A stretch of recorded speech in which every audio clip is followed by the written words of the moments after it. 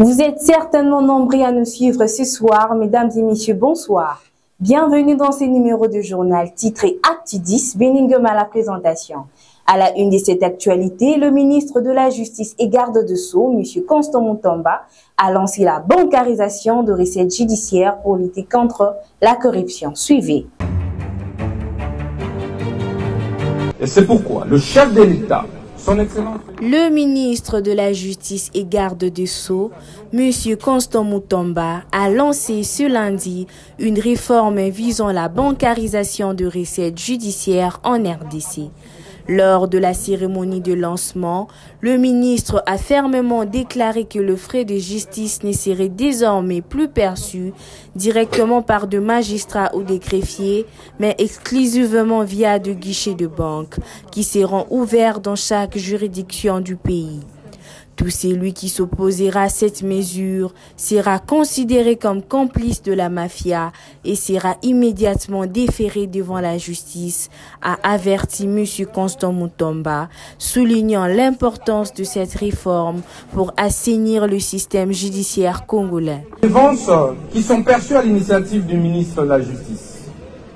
Comme vous le savez, avant moi, il y avait une confusion à ce sujet. Tout le monde pouvait percevoir ces taxes, ces droits et redevances. C'est pourquoi nous avons été scandalisés par le rapport de la Cour des comptes faisant état des détournements de plusieurs centaines de milliers de dollars.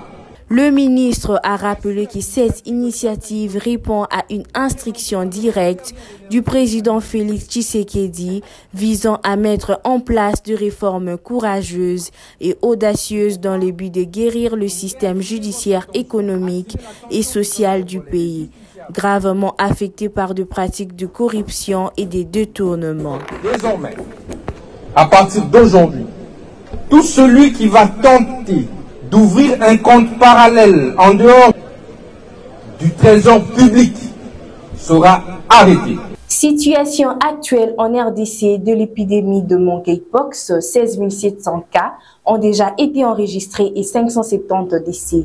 Le taux de mortalité est presque de 4%. Le ministre de la Santé publique, Hygiène et Prévention sociale, le Dr Roger Kamba, explique le mode de contamination de pox et sa prévention. Le dose de vaccin promise par le Japon et les États-Unis arrive dès la semaine prochaine. Reportage.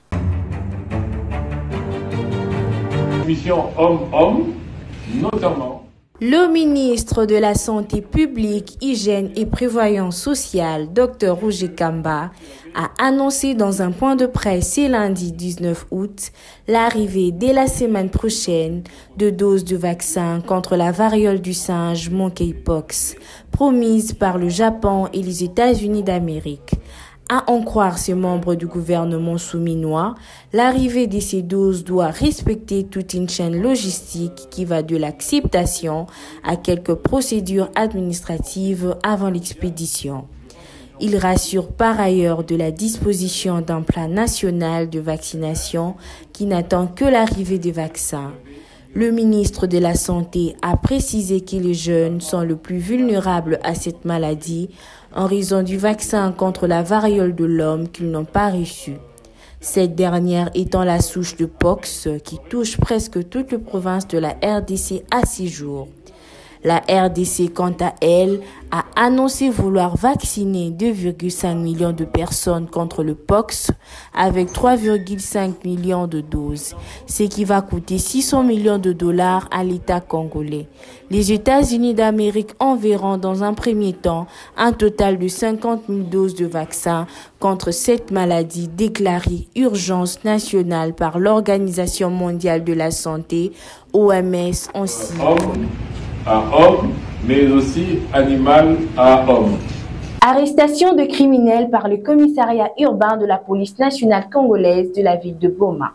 Reportage.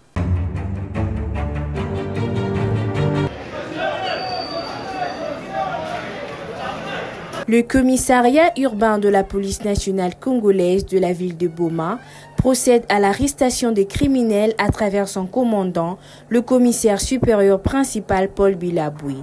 Il y a la recrudescence des banditismes urbains dans la ville de Boma, de criminels et Koulouna. Les commissariats urbains de la police nationale congolaise de ville de Boma, à travers son commandant, le commissaire supérieur principal Paul Bilaboui, nous vous invitons pour vous présenter plusieurs catégories de criminels qu'on avait arrêtés. Ils sont présents ici et qui sont au nombre de dizaines. Comme vous le savez, il y a la recrudescence des banditismes urbains dans la ville de Boma. Ces criminels présents sur place au nombre de 10. Le commissariat invite la population pour présenter les catégories de ces criminels. Un colonel de la police nationale congolaise menacé par un major de FARDC pour une affaire de bâche de plaques d'immatriculation des véhicules. Reportage.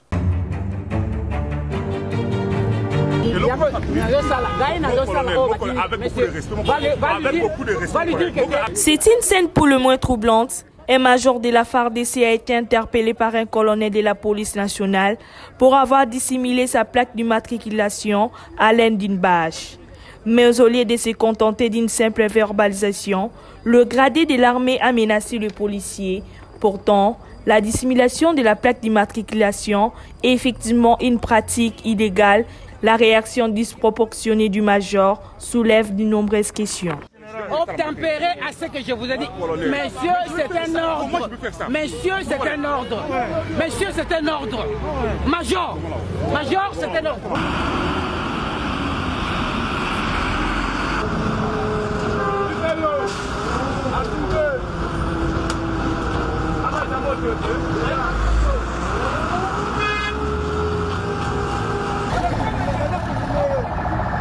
Ministre de la Justice et garde de Sceaux, M. Constant Mutamba. Le syndicat accuse le ministre de s'établir en administrateur principal de la justice. Suivez.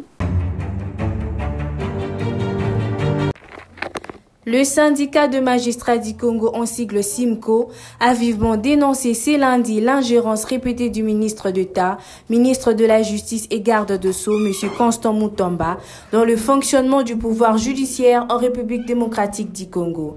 Dans un communiqué, le SIMCO accuse le ministre de s'établir en administrateur principal de la justice en violant la séparation de pouvoir garantie par la Constitution.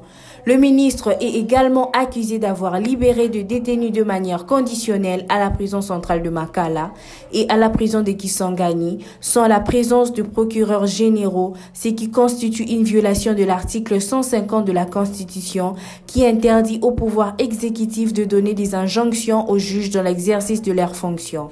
En réponse à ces accusations, M. Constant Mutamba a réaffirmé son engagement.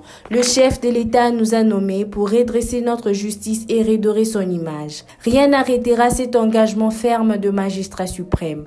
Les réformes courageuses en cours vont se poursuivre à la satisfaction générale de notre peuple.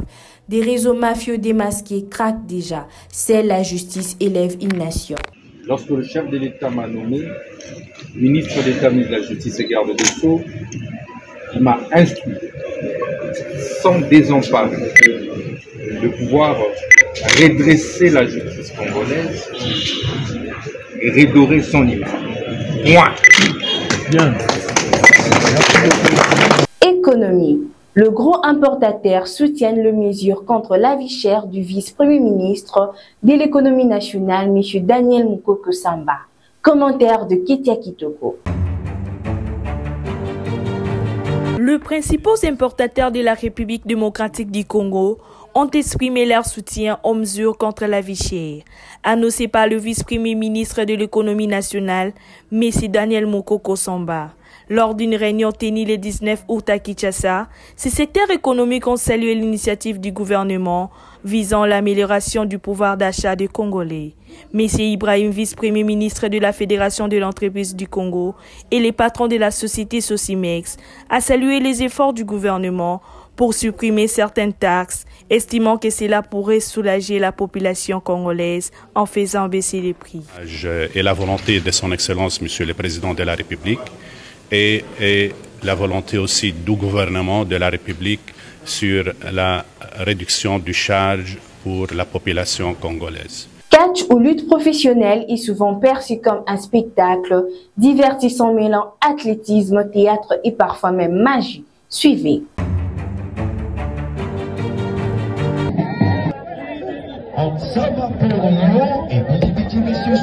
Le catch ou lutte professionnelle est souvent perçu comme un spectacle divertissant, mêlant athlétisme, théâtre et parfois même magie.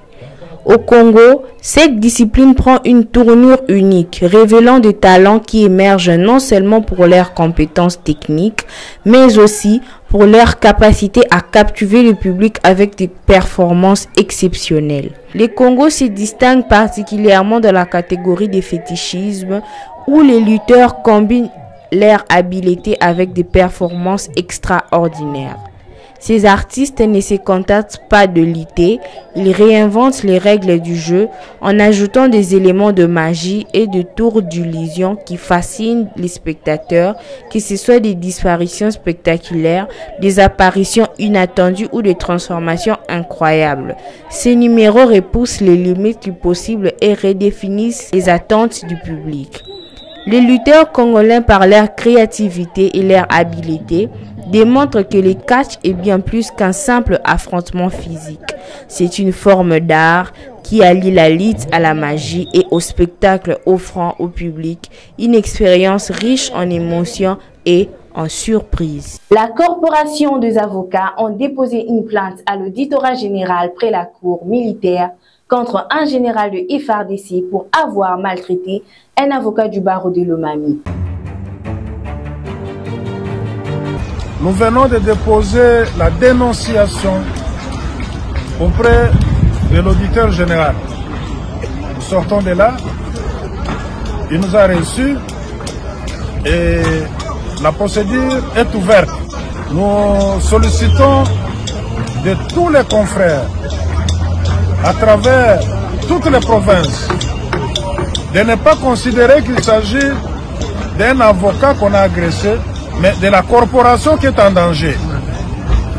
Et de se réunir, de s'unir également pour faire la même chose en allant auprès du gouverneur pour déposer leur mémo de protestation. Bouclons ces numéros de journal avec un communiqué nécrologique. Le décès de Madame Mimi Chikeva, autrement dit la maman présidente de tous les Warriors, elle a rendu l'âme aujourd'hui 20 août 2024. Que la terre de nos ancêtres lui soit douce et légère. Mesdames et messieurs, nous voici à la fin de ce numéro de journal. L'actualité reste en continu sur Actu 10. Portez-vous bien. Au revoir.